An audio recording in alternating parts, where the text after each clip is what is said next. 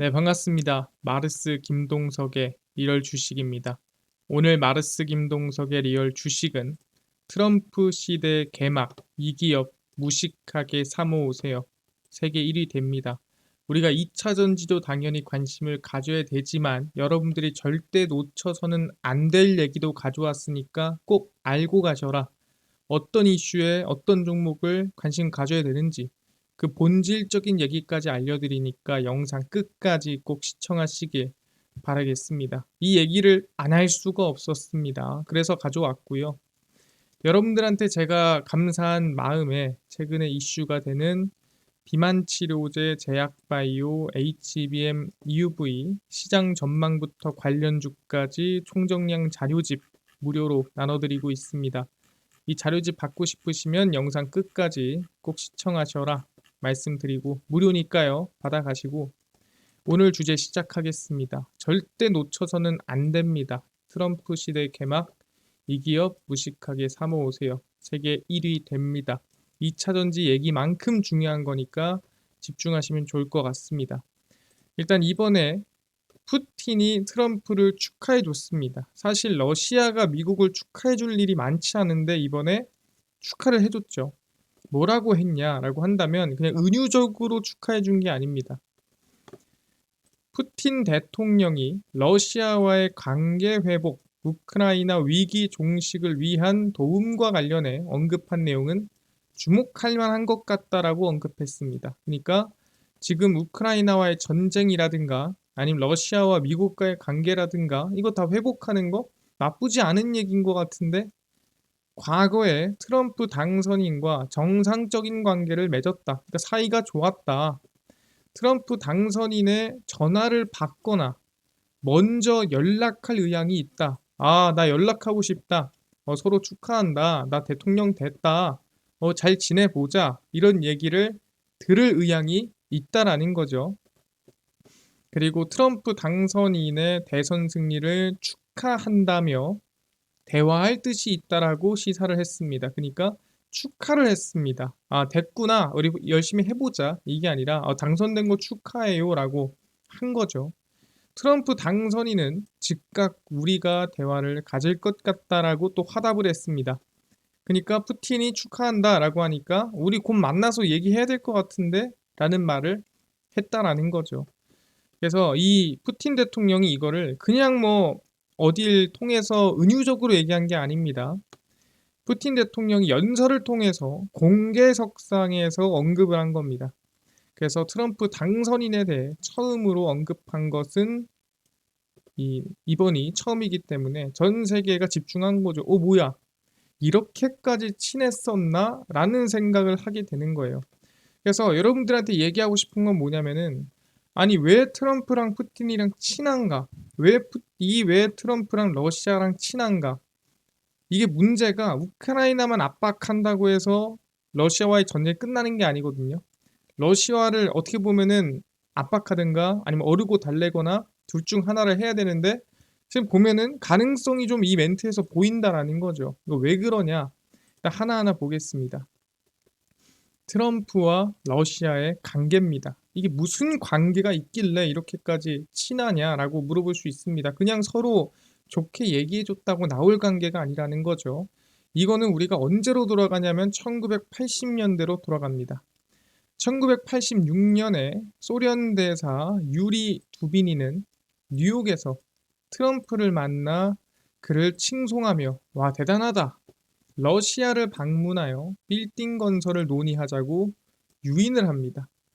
그래서 트럼프는 저서 거래 기술에서 그때 무슨 일이 있었는지를 적었어요. 그러니까 유인을 해가지고 간 겁니다. 그래서 소련 관리들이 모스크바에 호텔을 지어주기를 원했다고 말했으나 거래가 불발났다라고 했습니다. 사실 나온 얘기는 이게 끝이에요. 그러니까 그를 칭송하면서 러시아로 데리고 왔는데 데리고 가서 트럼프한테 얘기하는 게 나 호텔 좀 짓자라고 했는데 나는 안 할래라고 하고 거래 불발이 났다. 여기까지입니다. 근데 트럼프가 여기서 갔다 오니 무슨 얘기를 하기 시작했냐? 이후 미국의 보호를 받는 동맹국들에 대한 격렬한 비판으로 일관하는 정치 광고를 지속적으로 기재했습니다. 아니 방위비 내라, 보호비 내라, 우리가 지금 도와주고 방어해주고 우리가 뭐 수입도 해주고 다 해주는데 아니 그렇게 받기만 할 거냐라고 사실 일관하는 격렬한 비판을 했다라는 거죠. 그러다 보니까 이게 어디까지 이어졌냐면은 나토 관련해서, 그러니까 러시아를 실제로 견제하는 이 나토에 있는 국가들이 방위비를 내라, 여기까지 이제 나아간 겁니다. 그래서 아니 왜 이렇게 갑자기 러시아의 긍정적인 방향으로 얘기를 하냐라고 물어보니까 유리 슈베츠라는 전직 KGB 직원은, KGB가 뭡니까? 어떻게 보면 러시아의 뭐 비밀부대, 뭐 러시아의 정보요원 이렇게 생각하시면 됩니다. 그게 이제 KGB죠.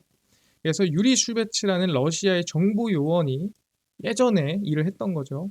이 KGB가 트럼프를 미국의 지도자로 키웠으며 미국의 동맹국들을 비판하라고 설득했다라고 주장했습니다. 그러니까 이렇게까지 얘기한 이유가 뭐냐라고 하니까 이렇게 갔을 때 러시아가 얘기를 잘했다라는 거죠. 야, 이렇게 이렇게 해라, 저렇게 저렇게 해라. 그래서 했다라고 KGB 직원이 얘기를 한 겁니다. 근데 사실 이거를 우리가 100% 믿을 수는 없어요. 왜냐면은 아니 뭐 시켰다고 하냐, 웃기지 않습니까? 뭐 그냥 이렇게 얘기하라고 해서 하는 게 아니겠죠. 그래서 1990년대로 넘어가 봐야 우리가 뭔가를 알 수가 있습니다. 뭔 소리냐? 1990년대입니다. 우리가 지금 아는 트럼프는 뭐예요? 네, 자본주의의 끝이라고 하죠. 정확히 말하면 정말 돈이면 다 된다라고 생각하는 게 우리는 트럼프 당선인이라고 생각합니다. 근데 트럼프는 아버지로부터 물려받은 재산을 1990년대에 싹 다 탕진합니다. 그 돈을 다 날려버린 거죠.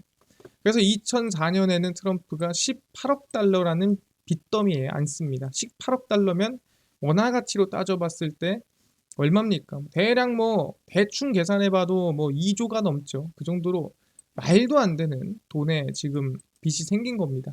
사실 이거는 말이 안 되는 거죠. 이거 어떻게 갚습니까? 예, 갚는다는 것 자체가 답이 없는 수준의 돈인데, 근데 이걸 또 제기를 해서 지금 당선인이 된 겁니다. 이거 예산일로 이 제기할 수 있는 일이 아니죠. 18억이면 몰라도 18억 달러면. 근데 그 제기할 수 있었던 동아줄이 바로 러시아와 구소련 공화국 출신의 부유한 사업가들 때문이다라고 하는 거죠. 근데 사실 이것도 그냥 어떻게 보면은 그냥 이 소문이나 아니면은 그냥 여론일 수 있습니다. 현실적으로 이게 진짜 그냥 뭐 우리 흔히 얘기하는 찌라시 아니냐라고 할 수 있는데, 미국에 있는, 그러니까 이 트럼프의 최측근이 얘기한 겁니다. 트럼프가 망했을 때 최측근이 뭐라고 했냐? 미국에 있는 그 누구로부터도 아무것도 빌릴 수 없었다. 모든 것이 러시아에서 왔다. 그와 러시아의 관계, 이 그가 누구겠습니까? 트럼프죠. 그가 인정하는 것보다 깊다. 이거 둘 사이의 관계가 상당히 깊다라는 거죠. 왜 깊겠냐? 항상 얘기하지만 과거에 제가 사우디와 트럼프와 일론 머스크의 관계가 돈으로 엮여 있다라고 한 것처럼 관계가 깊으려면 돈으로 엮여 있어야 돼요. 트럼프의 재기는 2000년대 초 베이록 그룹이 트럼프 타워의 두 개층을 임대하며 시작합니다. 그러니까 두 개층에 사실 들어가서 뭐 일을 했겠지만 거기에 들어가서 돈을 주기 시작했다라는 거죠. 그래서 쭉 넘어가 보겠습니다. 베이록 그룹을 운영하는 사람이 누구냐 그러면 그 두 사람 중 한 명은 전직 소련 관리인 데브피크 아리프고요. 또 한 명은 러시아 기업가인 펠릭스 사테르입니다. 그래서 이 둘은 다 러시아에 관련된 운영하고 있는 대표라고 보시면 될 것 같고요. 실제 이 베이록 그룹은 부동산 개발 채권을 발행하는 방식으로 트럼프에게 지분과 자금을 공급했습니다. 그래서 그 당시에 트럼프 이름을 쓴다, 너 이름 좀 쓸게 하는 이유로 15%가 넘는 지분을 넘깁니다. 이름을 하나 쓴다는 이유만으로 지분을 넘겨버려요. 그 정도로 우호적인 어떤 자세를 취하고 있었다라고 볼 수 있을 것 같고요. 또 이 베이록의 투자자들 중에는 아이슬란드의 FI그룹이라는 정체불명의 투자은행도 있었습니다. 아이슬란드의 이 그룹이 어디지? 하는데 이 은행의 자금원도 러시아더라. 그러니까 실제 트럼프가 제기를 할 수 있었던 이 기반이 되는 돈들은 대부분 다 어디서 나왔다? 러시아에서 나왔더라라고 우리가 어느 정도 확인할 수가 있는 거죠. 그리고 이제 뭐 지난 그러니까 2016년도 출마 선언 때까지 트럼프에게는 의심스러운 해외 자금도 있었습니다. 그러니까 사실 이번에는 뭐 일론 머스크가 1,500억, 뭐 카지노 부자가 뭐 2천억 돈을 주면서 잘 했지만 그 당시에는 러시아와 구소련 공화국에서 흘러나 나온 세탁 자금 등이 포함되어 있더라. 그러니까 실제로 확인된 것들이 상당히 많습니다. 러시아의 관계나 러시아를 만났던 부분들 이런 것들이 그 당시에 상당히 많이 많았습니다. 그래서 뭐 그 당시 러시아가 뭐 대통령을 올렸다라는 뉴스가 공공연하게 떠들 정도로 상당히 얘기가 많았는데 그게 그냥 그 2016년만 가지고 얘기하는 게 아니라 1980년대부터 지금까지 어떻게 보면 약 40년간 이어온 관계다라고 볼 수가 있다라는 거죠. 그러다 보니까 아까 얘기한 대로 이 관계가 그냥 서로 좋아하고 서로 그냥 칭찬하고 서로 응원한다고 해서 해결될 만한 얘기들은 아니라는 거죠. 아, 그렇구나. 그래서 실제 아까 푸틴이 트럼프를 칭찬했다고 했죠. 그럼 트럼프는 푸틴을 어떻게 표현할까요? 보겠습니다. 트럼프의 러시아 찬양입니다. 2007년 트럼프는 푸틴이 훌륭하게 업무를 수행하고 있다라고 하면서 마치 뭐 칭찬을 했고요. 2013년에는 트럼프는 푸틴이 미국을 압도했다라고 언급했습니다. 말이 안 되는 소리죠. 사실 미국을 러시아가 이겼다 이렇게 얘기를 한 건데 사실 그렇게 나오기 쉽지 않은 멘트고 또 트위터에는 그가 나의 최고의 친구가 될까? 라고 올렸고 2015년에는 언론인들을 살해한 것으로 알려진 푸틴을 옹호했습니다. 사실 과거에 카스쿠지 이 사우디와 관련된 이 사실 사망 사건이 있었을 때도 사우디를 비판하지 않았던 게 트럼프였죠. 왜? 그때도 얘기했지만 사우디와의 이 금전적인 관계가 상당히 깊었기 때문이다라고 제가 얘기를 했었는데 이번에도 마찬가지입니다.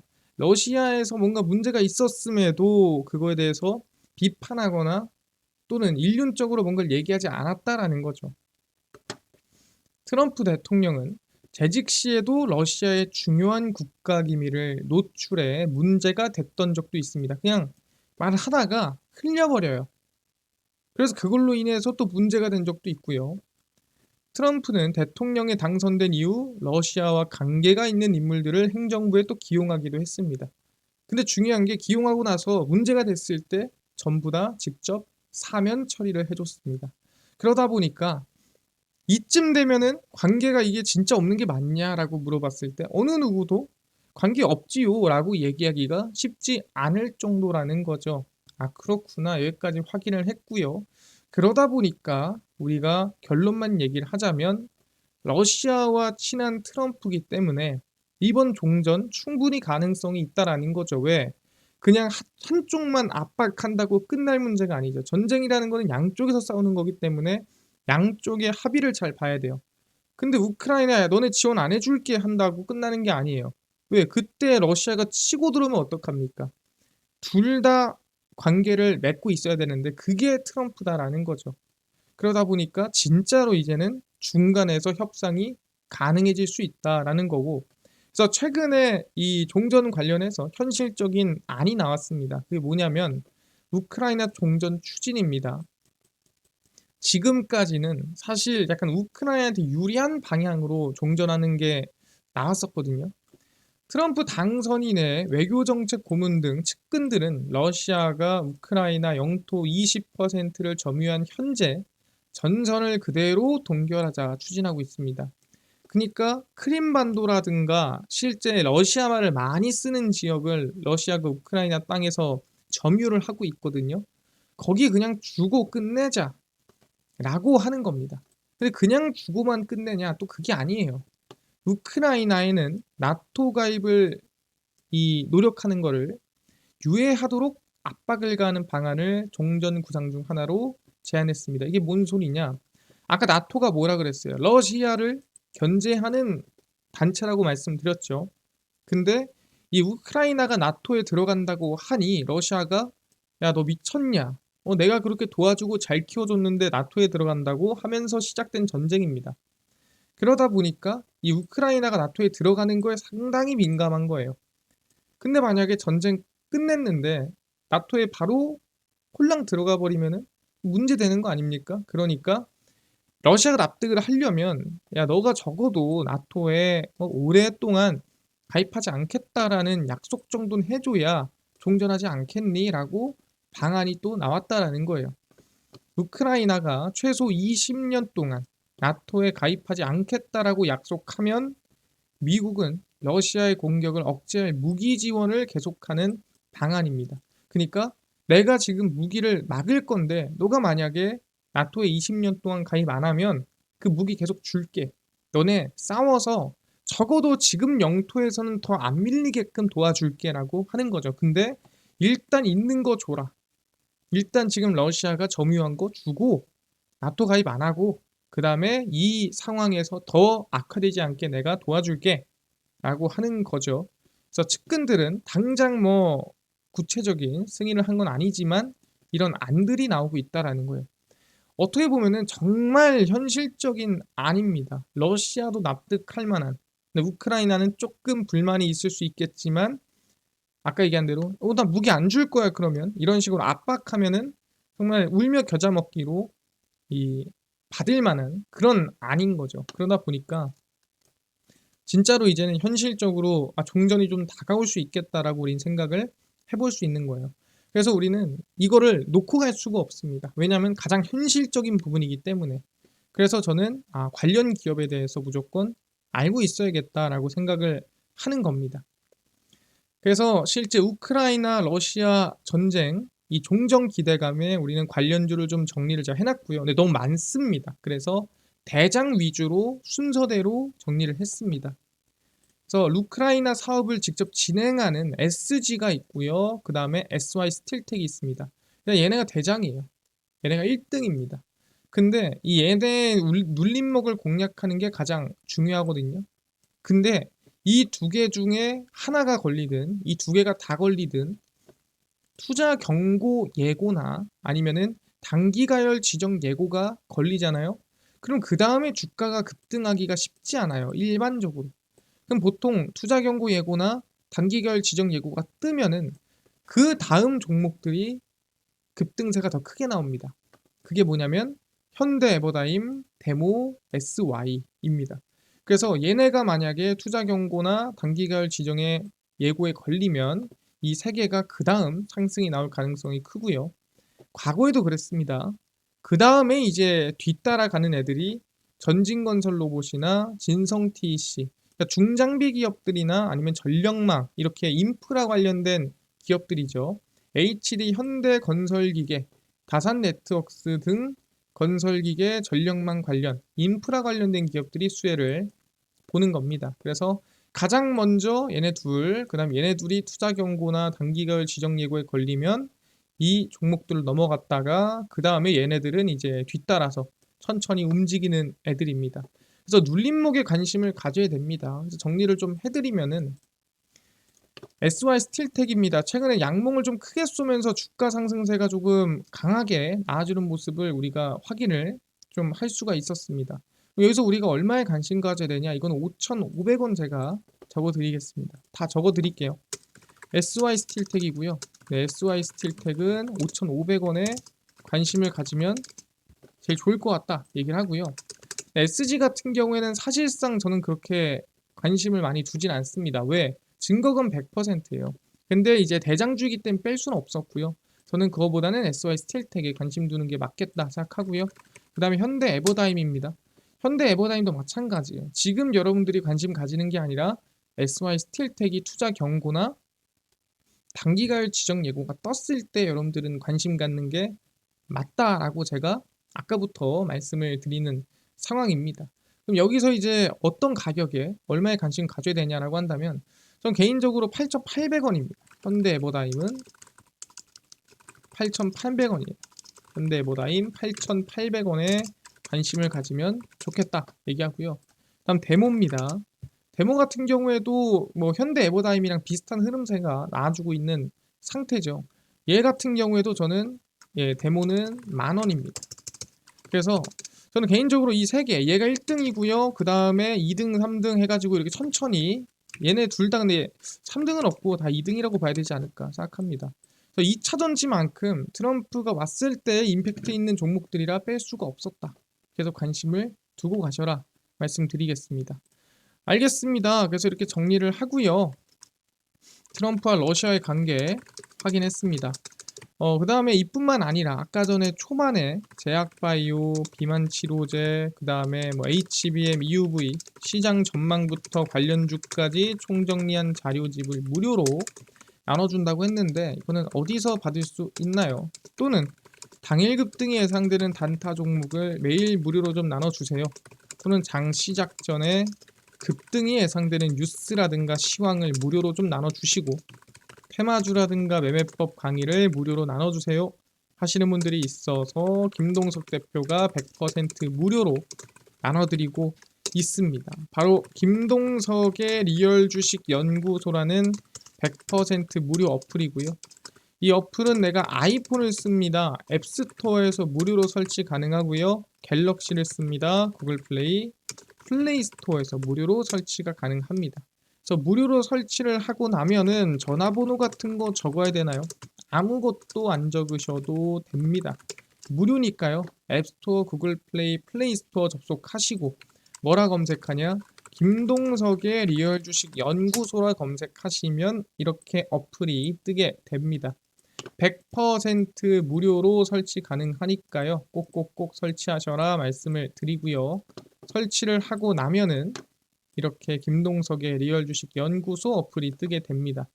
당일 리얼 추천주가 당일 급등 예상 종목을 저희가 무료로 알려드리고 급비 분석이 장 시작 전 시황 급비 자료가 테마주라든가 매매법 무료로 나눠드립니다. 그리고 아까 얘기했던 비만 치료제라든가 제약바이오 시장 전망 관련주 자료집은 어디서 무료로 받을 수 있나요? 리얼 추천주 누르시고요. 들어가시면 저희가 10만 명 감사합니다 하면서 자료를 올려놨습니다. 이거 누르고 들어가시면은 맨 밑에 저희가 제약바이오, HBM, EUV, 월가들의 투자법 총정리, 온디바이스 AI 로봇까지 다 무료로 자료집 나눠드립니다. 믿져야 본전이에요. 무료니까 꼭 받아가시고요. 뿐만 아니라 제가 가장 강한 종목들만 그냥 제 의견을 전달하는 무료 텔레그램이 있습니다. 혹시 궁금하신 분들은 이거 한 번씩 읽어보시면 좋을 것 같고요. 무료입니다. 국비 분석은 장 시작 전 시황이고요. 해외 증시부터 국내 이슈까지 장전에 정리 다 해드리고요. 급비 자료는 당일 있었던 이슈 관련주 무료로 정리해드립니다. 김동석의 리얼 주식 연구소고요. 제가 평생 100% 무료로 운영하는 어플이니까 종목 시황 테마주 강의 꼭 얻어가시고 뿐만 아니라 저희 아르스 김동석의 리얼 주식 유튜브 여러분들의 사랑으로 커갑니다. 구독자 20만 명 향해 달려가니까요. 유튜브 구독, 영상 좋아요, 그 다음에 댓글까지 남겨주시면 너무나도 감사하겠다 말씀드리면서 오늘 영상 여기서 마치고 다음번에 더 좋은 영상으로 찾아뵙도록 하겠습니다. 감사합니다.